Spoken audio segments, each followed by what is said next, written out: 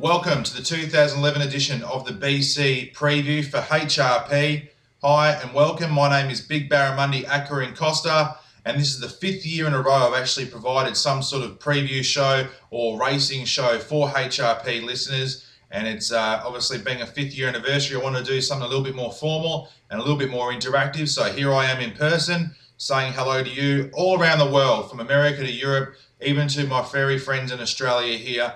And we really hope to have a cracking show, and we're going to start off straight away with the BC Juvenile Sprint, a cracking race. Has been won by some very, very good horses previously, and I'm sure a good horse will come out of this race and win again this year. And we're going to start off with number 1, which is Sundance Kid from the Fox Camp out of Carrier Catcher and Try Me Hot. 4 runs, 1 win and 3 minors. Recently bought from Two Hearts One Love. I think everyone's got a Two Hearts One Love horse somewhere, and it was bought for $451,000. So Fox has certainly seen ability in this runner, and deservedly so. Its run 2 runs ago was very encouraging over the 6 furlong trip when beaten by a length in 109 and 4 at Saratoga, and prior to that another similar run beaten by in half a length over the same time at Belmont. Stepped up to the mile last run. And was beaten into 3rd position, only by a length on that occasion though, in a time of 1:36. The good draw is going to certainly help this runner, and it's going to give it a legitimate chance in the race. My question is, has it got the speed to be able to hold a forward position?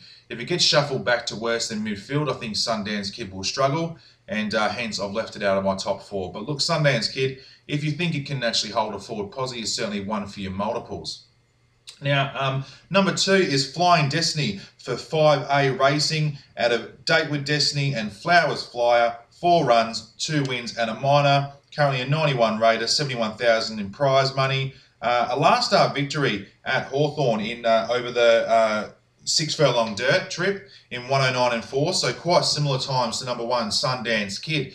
And I actually think it's the same dilemma with this runner as it is for Sundance Kid. Will it hold a forward position? If it doesn't hold a forward position, I don't think it's got a chance. If it can hold a position in the top 4 or 5, it's certainly one to put in your multiple. So your analysis is going to be probably just as good as mine with those two, because with 2-year-olds it's always hard to evaluate speed. But I'm going that some horses from the outside, like the favourite, will cross, and we'll get to him shortly. But I'm going that these horses will get shuffled back to worse than 4th or 5th, and therefore will struggle. So that's the formula I'm going with. If you disagree with me, that's absolutely fine, because these horses obviously deserve to be in the race, and they are chances if they get the right run. Number 3, Lady Voyager. Now, this is a horse I am going to lay in the race. I think this is a bit of a risk, and the reason for that is last start run an allowance over 7 furlong dirt. Although in a 1:23 and 1, it was beaten only a length on that occasion, so it's probably hitting a 1:23 and a half. And prior to that, his run was actually ran 8th of 7 in the Grade 1 Futurity at DMO of 7 furlong dirt in a time of 1:21 and 4. And we've actually got some more runners that have come through that race in this particular sprint event. It finished last on that occasion. I think it'll be finding it hard to turn the tables on some of those horses. So Lady Voyager, interesting runner, but not for me. But most notably, its work in Santa Anita was a 1:10 and 4. So if there's anything to go by, it looks like the horse has taken some improvement, although be it not that much. So Lady Voyager, not for me. Draw a line through that horse. Now, number 4 is an interesting run. I've actually tipped this horse before, is Bucharest. Trained by my friend Blushing Meadows. He's actually got a bit of opinion on the horse, and it's out of Charlie, Fawley and Romania. 3 starts for a win and a minor, 58,000 in prize money.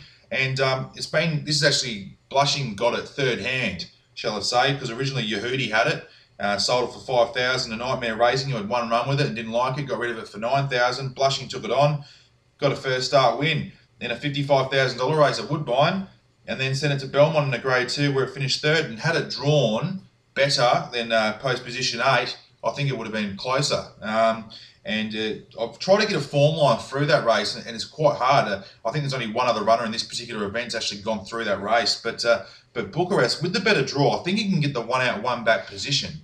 it's going to have a soft run, and I think it can sneak home into run a real strong race. I've actually tipped it for fourth, number 4, Bucharest.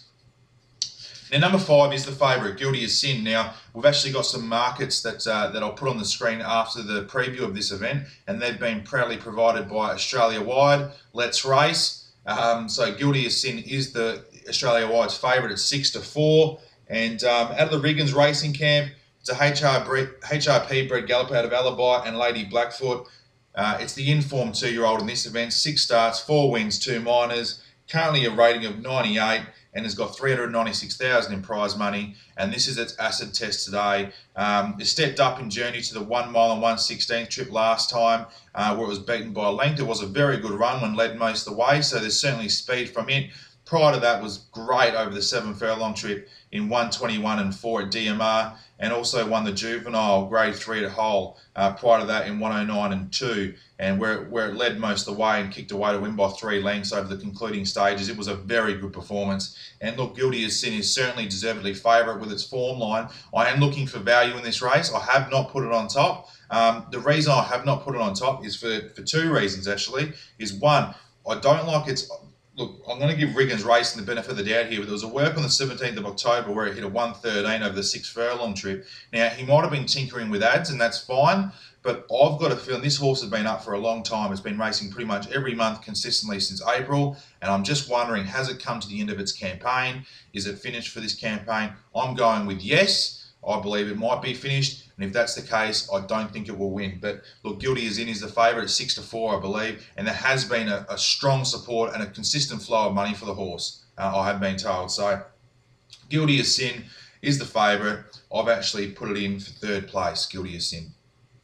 Now, number 6, Cyberite for Chili King Stables out of Peptos Pup and Lady of the South.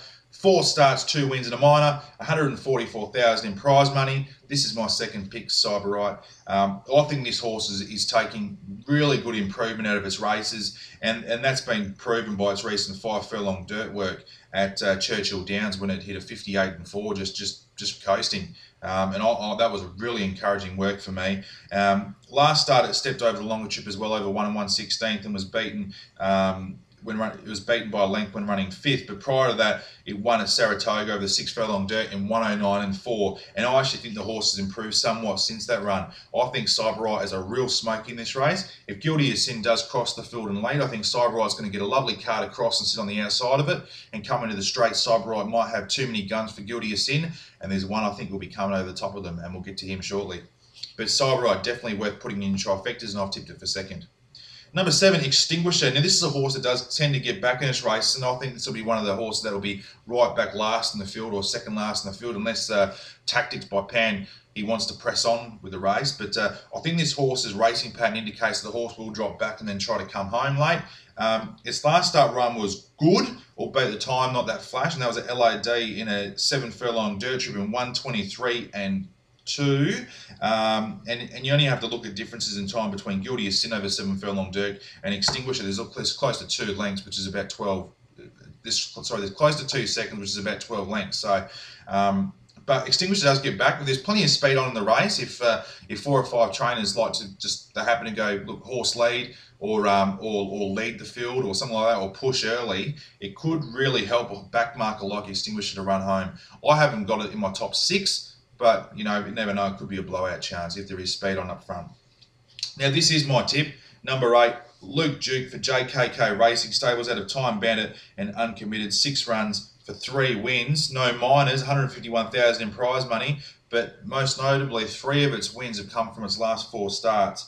And its last start victory at Belmont over 1:09 and 3. Was excellent, where it's still 5th of the 2 furlong mark, then pressed the lead and then kicked clear, and it was a very, very good performance by Luke Duke. I think there's improvement left in the horse. I think it's peaking at the right time. It's been set for this race with a quick little 3 furlong dirt trip at Far the other day, where it breezed very well in 33 and 2, and that's real promising for me, and I think Luke Duke is the one to beat. So Luke Duke's on top for me, and we'll go to the next runner, which is number 9, Lethal Grande. For Axeman Camp, Ghostly Moves P, the sire, Briggs the Great the Dam, 5 runs, 3 wins and a minor, so very consistent. It's got a rating of 95, 229,000 in prize money. So it's a horse that's certainly been good to the connections. And its last start win was over the 6 furlong trip in 1:10-1, and prior to that, it won in the sloppy. So if there is rain around, Lethal Grande is certainly one to look at, and that was in 1:14-2. But its 5 furlong split, even in sloppy going, was very good. It actually was 1 minute and 3. So Lethal Grande, if there's rain around, look out for it. But other than that, I can't have it. Number 10 is Talking Chitto for Quintus Racing. Now, Quintus, if you're out there, you're a long-time listener.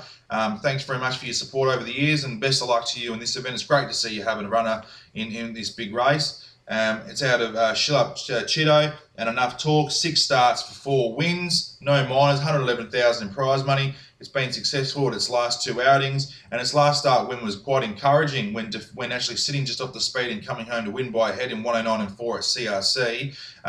Its recent works have been okay without setting the world on fire. 111-4 was strong at far. Talking Cheeto is another one that you could certainly have in your multiples for sure. But interesting enough, CH Burrell takes the ride on the horse, so that's a good little plus for Talking Chitto, and I like CH Burrell. I think he's very, very good in these type of races. So Talking Chitto, maybe one for your exotics.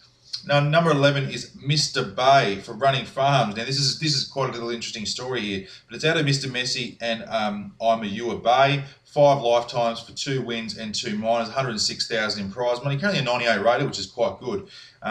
It was sold originally for Running Farms for 145,000. Coppitas, or what is it? I don't even know how to say his name, but anyway, you know what I'm talking about. Coppitas, sounds like an Aussie name, Coppitas, bought him. Had 1 run with him in the Nashua at Belmont, the Grade 2. It ran 5th beat in 3 lengths and sold it back to Running Farms for the same amount. So I don't know what's going on there, but a bit of argy-bargy there maybe. But Mr. Bay, not for mine.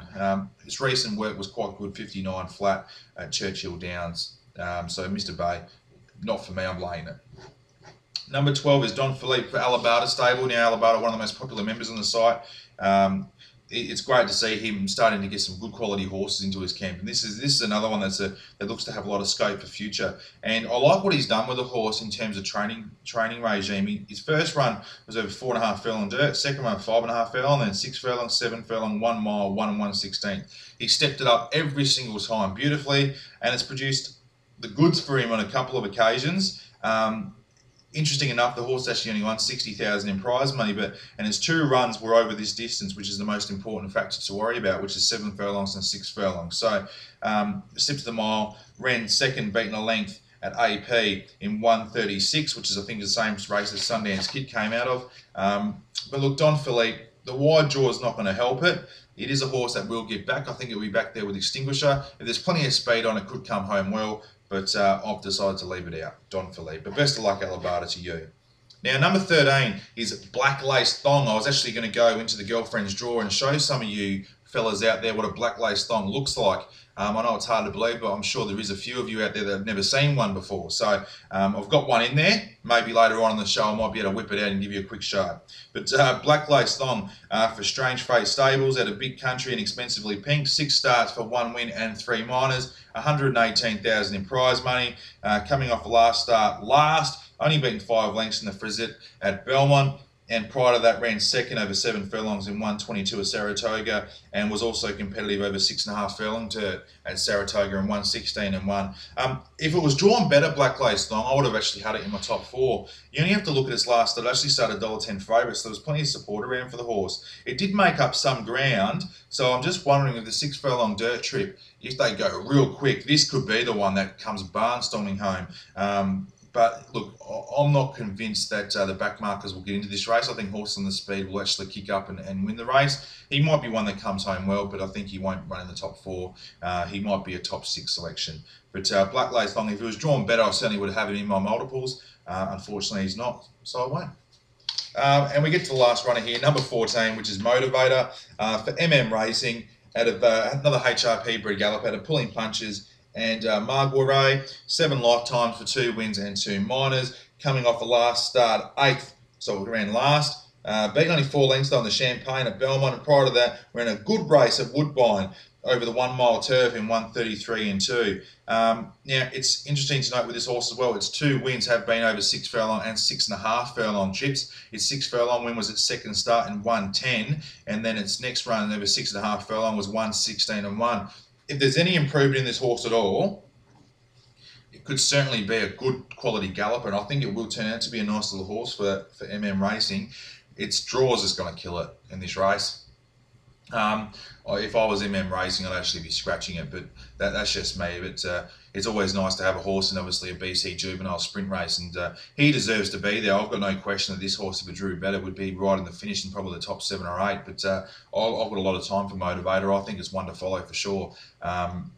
But most notably, I think it will be benefited when it gets. It seems to be one of those horses that plugs around, and I'm not sure what it's working like over the mile trip, but I'd be interested to see what it gets like over the mile turf, because it could be one to watch out for next year.